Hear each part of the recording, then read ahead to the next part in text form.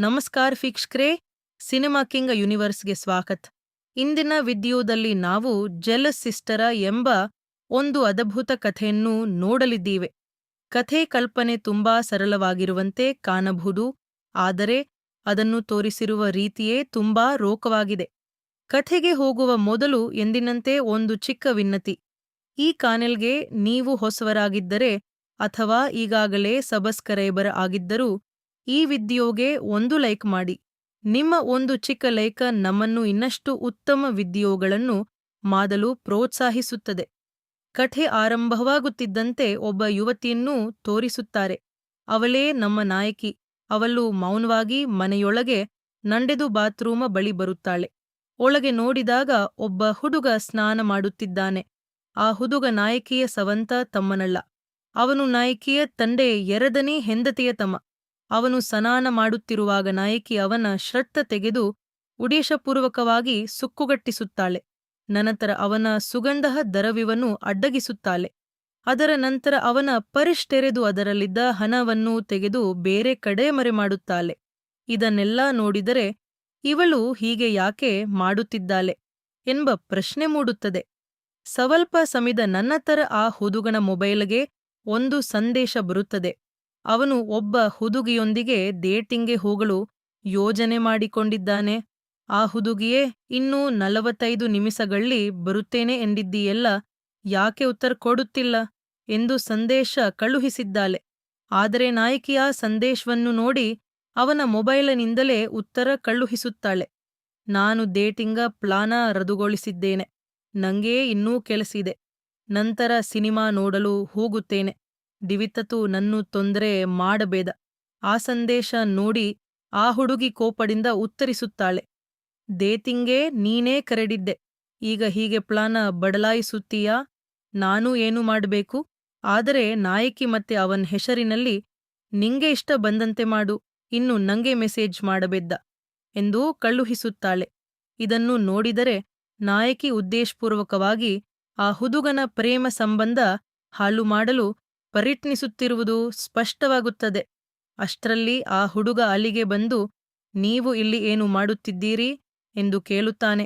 ಅದಕ್ಕೆ ನಾಯಕಿ, ನನ್ ಹೇರ್ ಕ್ಲಿಪ್ ಕಾಣುತ್ತಿಲ್ಲ, ಅದನ್ನು ಹುಡುಕಲು ಬಂದಿದ್ದೇನೆ ಎಂದು ಸುಳ್ಳು ಹೇಳುತ್ತಾಳೆ. ಆದರೆ ಹುಡುಗ್, ನಿಮ್ ಹೇರ್ ಕ್ಲಿಪ್ ಇಲ್ಲಿ ಹೇಗೆ ಬರುತ್ತೆ? ನಾನು ಸ್ನಾನ ಮಾಡುತ್ತಿದ್ದಾಗ ಅನುಮತಿ ಇಲ್ಲದೆ ಒಳಗೆ ಬರುವುದು ಸರಿಯಲ್ಲ. ಇದು ನನ್ನ ಖಾಸಗಿ ಸ್ಥಳ ಎಂದು ಅಸಮಾಧಾನ ವ್ಯಕ್ತಪಡಿಸುತ್ತಾನೆ. ನಾಯಕಿ ಅದನ್ನು ಸಾಮಾನ್ಯವಿಸಿವೆಂದು ತಲಲ್ಲಿ ಹಾಕುತ್ತಾಳೆ. ಆದರೆ ಹುಡುಗನಿಗೆ ಏನೋ ಅನುಮಾನ ಶುರುವಾಗುತ್ತೆ. ಆ ಹುಡುಗ ತನ್ನ ಬಟ್ಟೆಗಳನ್ನು ನೋಡಿದಾಗ ಅವು ಸುಕ್ಕುಗಟ್ಟಿರುವುದನ್ನು ಗಮನಿಸುತ್ತಾನೆ. ನಾನು ಇವನ್ನು ಚೆನ್ನಾಗಿ ಇಸ್ತ್ರಿ ಮಾಡುತ್ತಿದ್ದೆ, ಹೀಗೇಕಾಯಿತು ಎಂದು ಆಶ್ಚರ್ಯಪಡುತ್ತಾನೆ. ನಾಯಕಿ ಪಕ್ಕದಲ್ಲೇ ನಿಂತು ಇದನ್ನೆಲ್ಲ ನೋಡಿ ಒಳಗೊಳಗೆ ನಗುತ್ತಿರುತ್ತಾಳೆ. ಆ ಹುಡುಗ ಮತ್ತೆ ನಾಯಕಿಗೆ, ನಾನು ಸ್ನಾನ ಮಾಡುತ್ತಿರುವಾಗ ನನ್ನ ಅನುಮತಿ ಇಲ್ದೆ ನನ್ನ ಕೋಣೆಗೆ ಬರಬಾರದು, ಅದು ಸರಿಯಿಲ್ಲ ಎಂದು ಹೇಳುತ್ತಾನೆ.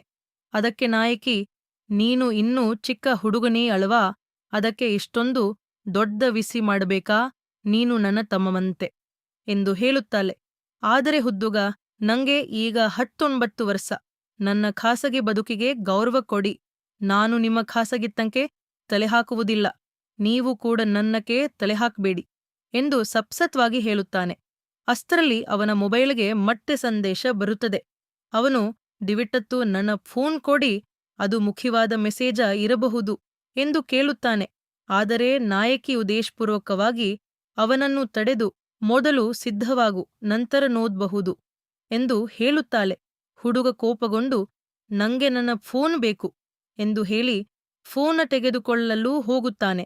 ನಾಯಕಿ ಮತ್ತೆ ಅವನ ದಾರಿಯನ್ನು ಅಡ್ಡಗಟ್ಟಿ ಅವನ ಗಮನವನ್ನು ಬೇರೆಡೆ ಸೆಳೆಯಲು ಪ್ರಯತ್ನಿಸುತ್ತಾಳೆ. ಕೊನೆಗೆ ಅವನು ಫೋನ್ ತೆಗೆದು ನೋಡಿದಾಗ ಅವನ ಗೆಳತಿ ತುಂಬಾ ಕೋಪದಿಂದ ಹಲವಾರು ಸಂದೇಶಗಳನ್ನು ಕಳುಹಿಸಿದ್ದಾಳೆ. ಇನ್ನು ಮುಂದೆ ನನ್ನು ಸಂಪರ್ಕಿಸಬೇಡ. ನನ್ನ ಸ್ನೇಹಿತರು ಮೊದಲೇ ನೀನು ಒಳ್ಳೆಯವನಲ್ಲ ಎಂದು ಹೇಳಿದ್ದರು, ಆದರೆ ನಾನು ಅವರ ಮಾತು ಕೇಳಲಿಲ್ಲ. ಈಗ ನಂಗೆ ನಿನ್ನ ಜೊತೆ ಯಾವುದೇ ಸಂಬಂಧ ಬೇಡ. ಇದನ್ನು ನೋಡಿ ಹುಡುಗ ಬೆಚ್ಚಿಬಿದ್ದು ತಕ್ಷಣ ಉತ್ತರ ಕಳುಹಿಸುತ್ತಾನೆ.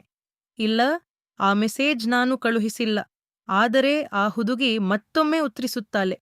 ಮೊದಲು ನಿನ್ನ ಮನಸ್ಥಿತಿ ಸರಿಪಡಿಸಿಕೊ, ನಂತರ ನನ್ನ ಜೊತೆ ಮಾತನಾಡು ಎಂದು ಅವನನ್ನು ತಿರಸ್ಕರಿಸುತ್ತಾಳೆ. ಹುಡುಗ ತುಂಬಾ ಗಾಬರಿಯಾಗಿ, ಇದು ಹೇಗೆ ಆಯಿತು, ನಾನು ಈ ಮೆಸೇಜ ಕಳುಹಿಸಲೇ ಇಲ್ಲ, ಹಾಗಾದರೆ ಯಾರು ಕಳುಹಿಸಿದ್ದಾರೆ ಎಂದು ಕೇಳುತ್ತಾನೆ. ಅವನ ಅನುಮಾನ ನೇರವಾಗಿ ನಾಯಕಿಯ ಮೇಲೆಯೇ ಬೀಳುತ್ತೆ. ಈ ಕೆಲಸ ನೀವು ಮಾಡಿದ್ದೀರಾ ಎಂದು ಕೇಳುತ್ತಾನೆ. ಆದರೆ ನಾಯಕಿ ನಿರಾಕರಿಸಿ, ನಂಗೆ ನಿನ್ನ ಫೋನ್ ಪಾಸ್ವರ್ಡ್ ಕೂದ್ ಗೊತ್ತಿಲ್ಲ, ನಾನು ಯಾಕೆ ಹೀಗೆ ಮಾಡಬೇಕು ಎಂದು ಹೇಳುತ್ತಾಳೆ. ಹುಡುಗ ಇನ್ನೂ ಅನುಮಾನದಿಂದ, ಈ ಮನೆಯಲ್ಲಿ ಈಗ ನೀವು ನಾನು ಮಾತ್ರ ಇದ್ದೀವೆ, ಹಾಗಿದ್ದರೆ ಇದನ್ನು ಮಾಡಿದವರು ನೀವೇ ಆಗಿರಬೇಕು ಎಂದು ಹೇಳುತ್ತಾನೆ. ನಾಯಕಿ ಶಾಂತವಾಗಿ, ಬಹುಶಃ ನೀನೇ ಗೊತ್ತಿಲ್ಲದೆ ಕಳುಹಿಸಿರಬಹುದು, ಅಥವಾ ವಾಯ್ಸ್ ಟೈಪಿಂಗ್ನಲ್ಲಿ ತಪ್ಪಾಗಿ ಹೋಗಿರಬಹುದು ಎಂದು ಸುಳ್ಳಲು ಕಾರಣ ಹೇಳಿ ಅವನ್ನು ಗೊಂದಲಕ್ಕೀಡು ಮಾಡುತ್ತಾಳೆ.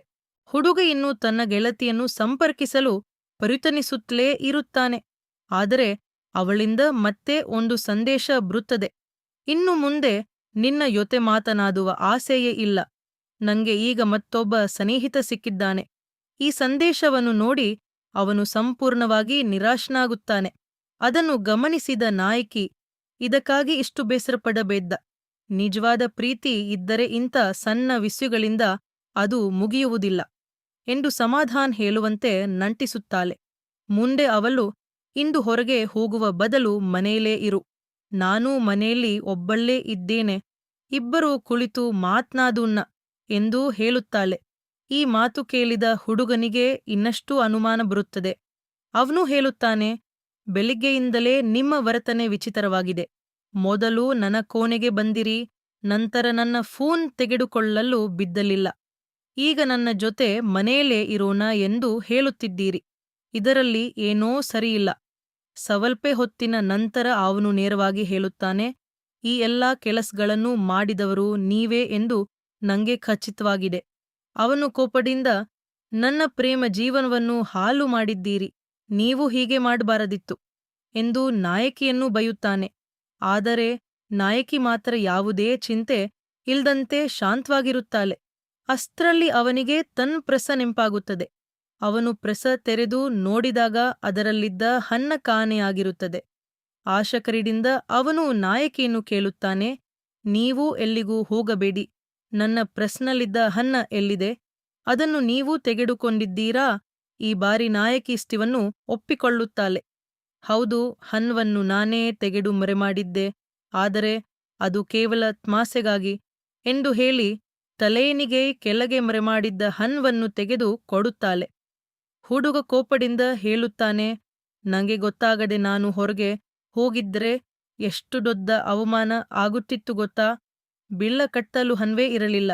ಅದಕ್ಕೆ ನಾಯಕಿ, ನಾನು ತಮಾಷೆಗೆ ಮಾತ್ರ ಮಾಡಿದ್ದೆ, ನೀನು ಇಷ್ಟೊಂದು ಸೀರಿಯಸ್ ಆಗಿ ತೆಗೆದುಕೊಳ್ಳುತ್ತೀಯೆ ಎಂದು ಊಹಿಸಿರಲಿಲ್ಲ ಎಂದು ಹೇಳುತ್ತಾಳೆ. ಆದರೆ ಹುಡುಗ ಅಳೇ ನಿಲ್ಲುವುದಿಲ್ಲ. ಅವನು ಕೇಳುತ್ತಾನೆ, ಹಾಗಾದರೆ ನನ್ನ ಫೋನಿಂದ ನನ್ನ ಗೆಳತಿಗೆ ಆ ಸಂದೇಶ ಕಳುಹಿಸಿದ್ದು ನೀನೇನಾ? ಈ ಬಾರಿ ನಾಯಕಿ ಅದನ್ನು ಒಪ್ಪಿಕೊಳ್ಳುತ್ತಾಳೆ. ಹೌದು, ಆ ಸಂದೇಶ ಕಳುಹಿಸಿದ್ದು ನಾನೇ ಎಂದು ಹೇಳುತ್ತಾಳೆ. ಮುಂದೆ ಅವಳು ತನ್ನ ನಿಜವಾದ ಕಾರಣವನ್ನು ಹೇಳುತ್ತಾಳೆ. ನಂಗೆ ಯಾವತ್ತೂ ಬಾಯ್ ಫ್ರೆಂಡ್ ಇರಲಿಲ್ಲ, ನಾನು ಯಾವಾಗಲೂ ಒಬ್ಬಳೇ ಇದ್ದೆ. ಆದರೆ ನಿಂಗೆ ಮಾತ್ರ ಗೆಳತಿ ಸಿಕ್ಕಿದ್ದು ನೋಡಿ ನಂಗೆ ತುಂಬಾ ಅಸೂಯೆಯಾಯಿತು. ಆ ಅಸೂಯೆಯಿಂದಲೇ ನಾನು ಈ ಎಲ್ಲ ಕೆಲಸ ಮಾಡಿದೆ, ಕಸ್ಮಿಸು